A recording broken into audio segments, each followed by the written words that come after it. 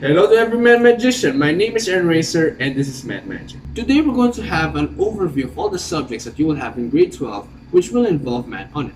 In our episode that tackles about the grade 11 overview, I have told you that you guys will have a total of 5 math subjects, taking the notion that you will not take them all in just one strand. If you guys want an overview of all the lessons that you will have in grade 11 subjects, then please check out the link that you'll see right here. Alright, speaking of becoming a grade 12 student, here's the great news. You will have no calculus in grade 12. The reason for that is because you have already encountered calculus when you were in grade 11, particularly the basics of that subject which you must learn as a senior high school student before stepping into your college years. Also, those calculus subjects that you have learned in grade 11 became a prerequisite for you to unlock these subjects in grade 12, particularly general physics 1 and 2 and general chemistry and other subjects, because if you may not know, these subjects that you're going to learn in grade 12 makes use of your learnings or the application of what you have learned in calculus. So there is no way that you will be learning them again or further in grade 12. But you will still have mathematical subjects. But they are within a subject that does not really focus a lot about mathematics, such as research-related subjects and sciences, which becomes much more interesting to learn because at least we are given a reason why these calculations exist and their importance. By the way, this video only talks about subjects that you will have in grade 12 that will involve math on it. So without further ado, let us start our grade 12 overview. I divided the subjects into two categories for you to be aware which subject highlights the most math. There are the research-related subjects and the science-related ones. Let us start with the first category we have in hand, the research-related subjects, which are composed of practical research 2, increased investigation and immersion, and research project. These are the subjects that I consider very important as they are the ones that will guide you in your research, a project that you'll be dealing with the entire school year. You will be having a research from a different category. If you had a research that falls within the qualitative category when you were in grade 11, then in grade 12, you will be having a study that falls in the quantitative category, which deals with statistics and numerical values all over your research paper, which is a much more fun and reliance employing research because studies of this type produce accurate results and definite conclusions compared to the former qualitative research that makes use of people's words to generate implications about the topic and conclusions to it, plus detecting the person's expressions while delivering his or her opinions, which makes the study appear to be more subjective, even in all aspects. Okay, so moving on to the lessons unwritten, let us first start with practical research 2. So here's a notebook that I used to write my lectures on practical research 2, and as you can see, it is a green notebook, and the lectures here on this subject are in line with another lectures of a different subject, which is research project, and both of these subjects are actually research-related subjects. So with practical research 2, you're going to learn here about the differences between research and inquiry, and then the definition of quantitative research, then the differences of the different types of research, and the different types of research design, the different research variables, and the different sampling techniques, and so on, until we reach the part where we are going to use mathematics, which is the measures of central tendency, which is basically computing for the mean, median, and mode of both group and ungrouped data. You're also going to learn there about how to compute for the standard deviation and the variance. That's also included with the measures of central tendency. And then next would be learning about the other statistical methods that you can use for your research, and it's up to your teacher if he or she will give you all the different statistical methods in the form of definition of terms, or they're also going to give you a formula plus a problem that you can solve using that statistical method. Next would be research project. This is also a subject similar to practical research 2. It's just that research project will be focusing more on giving several pieces of advice to all the groups that you will have in your class soon. Because different class and different groups in a class have different researches, this means that they will receive different pieces of advice. Also, your teacher will give you other lectures for you to be able to understand how to make a good research paper, also how to choose the right statistical method, how to make the best methodology, and others. Next would be increased investigation and immersion. which is just basically research itself. It is an interesting subject because they're going to give you the guidelines on how you can make a well-constructed conclusion, well-constructed summary findings, and recommendation down to appendices. There are also some maths involved, such as the one-way ANOVA and then measures of central tendency again, which would be asking you to find the mean, median, and mode of a group and ungrouped data. Then right after that would be the other guidelines that they're going to have for your research project. They're also going to teach you how to write your appendices well. They're also going to teach you what are the parts of the appendices and then how to deal with those appendices parts.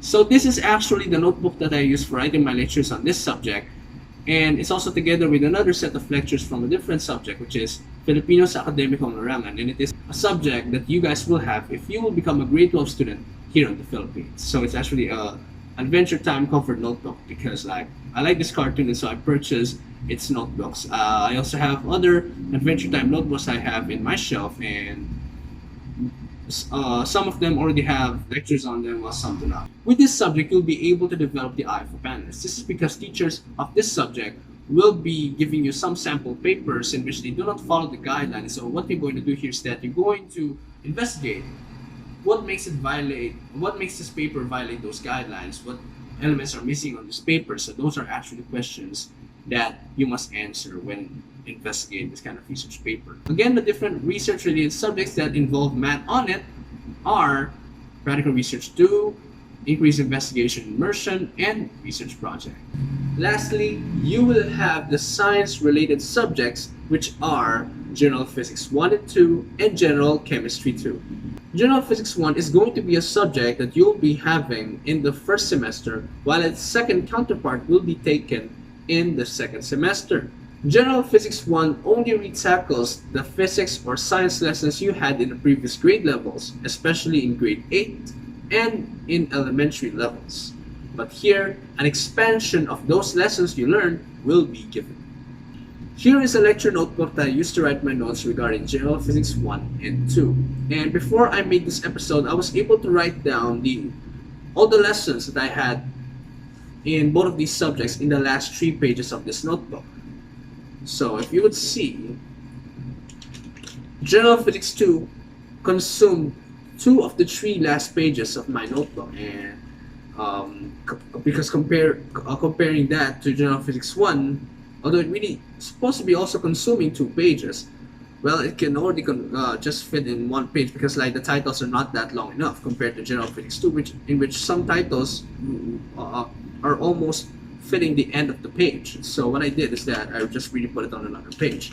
So revealing the lessons that you will have in General Physics 1 is that the first part of this subject, you will learn the differences between scalar and vector quantities plus derived quantities. So you guys have to learn about them beforehand.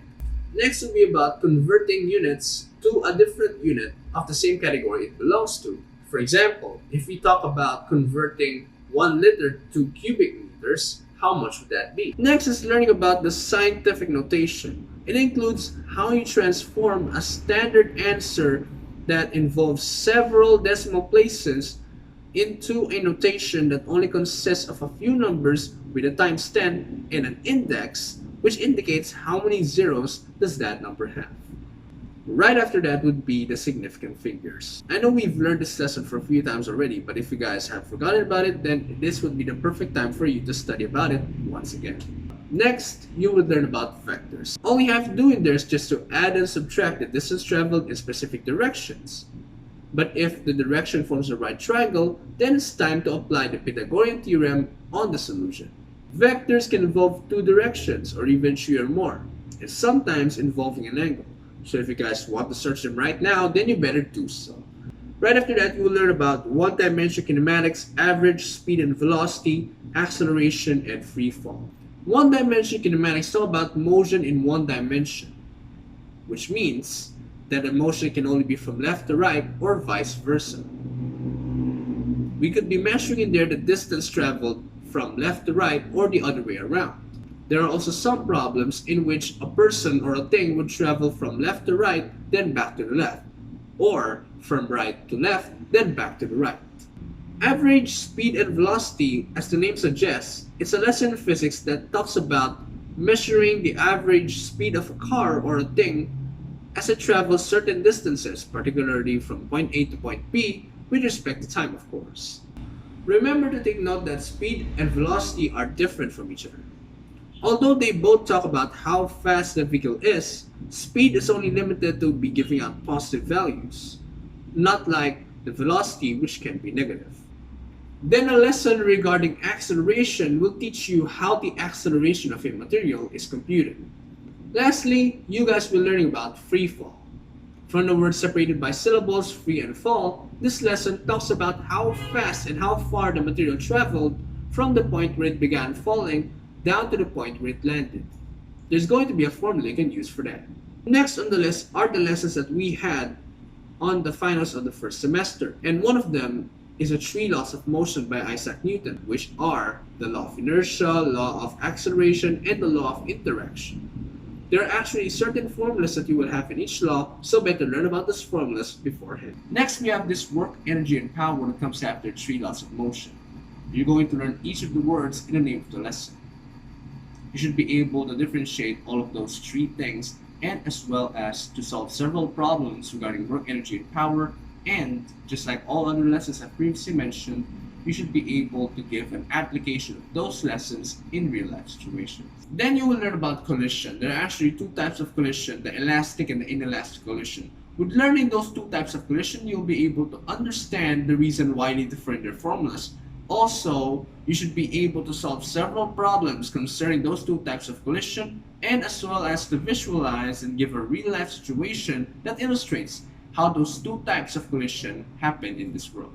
So if you guys want to have an advanced learning regarding that topic, then feel free to do so. Next is regarding the center of mass. This is all about identifying the center of mass of a single object or in a set of objects. There's actually a formula you can use for that, which you can see right here. However, this only applies to finding the center of mass of a single object.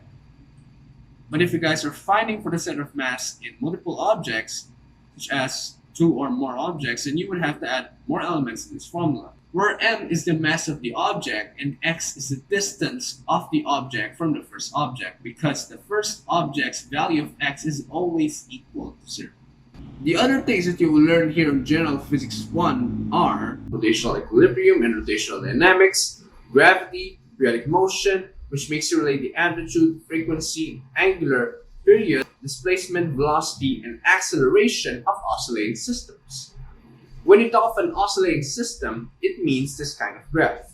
You can see how the graph forms away from the left side to the right side of the graph. Its sub-lessons will be simple harmonic motion and damped and driven oscillation. Next is mechanical and sound, in which you will learn about sound, wave intensity, interference and beats, standing waves, and the Doppler effect. Fluid mechanics, which will talk about pressure and its difference to depth relation, specific gravity, and principles of Pascal, Archimedes, and Bernoulli. Temperature and heat, which is your first step to learning this next lesson, ideal gases and the laws of thermodynamics, as temperature and heat talks about the zeroth law of thermodynamics and temperature measurement, thermal expansion, heat and heat capacity, and calorimetry. The ideal gases and the laws of thermodynamics talks about the ideal gas law and other components, such as the other laws of thermodynamics, specifically the first and the second.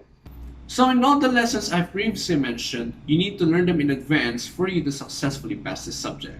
Now let us move on to the second counterpart of this subject that you will learn in the second semester, which is none other than General Physics 2. This subject is full of lessons regarding electricity and magnetism. The first lesson that you will have in this subject would be all about electric charges. And it's a lesson that will not just teach you that protons, electrons, and neutrons exist in this world, but rather they're also going to tell you how strong the protons and electrons are in coulombs. And that's a unit that you'll be dealing with for the rest of the semester. The other lessons that you will learn in this subject include electric flux, Gauss law, electric potential, and electric potential energy, electric current, which involves learning about the Ohm's law, the power, resistance, voltage, then the types of circuits, which are the series, parallel, and combination of both types. There are also other types than that, which you would have to search in the net. With each of these types of circuits, by the way, you are going to use the same set of formulas, which are these. But here would be a different application of it across circuits of different kinds. The next set of lessons that you will learn will focus more on magnetism, such as Hans-Orst's discovery, Faraday's law of induction, which will include learning about the magnetic flux and the electromotive force, or what they call the EMF. Alright, we are finally done with our overview of General Physics 1 and 2. But we still have one subject remaining, and that is General Chemistry 2. This is the notebook that I use to write my lectures on General Chemistry 2, and it is along with another subject, and that is Media and Information Literacy. This is also one of the subjects that you guys will be dealing with when you will become a grade 12 student. And it's a subject that's available in the STEM strand, but I'm also sure that this subject would also be on other strands such as ICT or TVL-HE and whatever strands this subject may be in. Well, if you guys have this subject is totally fun for you to learn, and it's really interesting.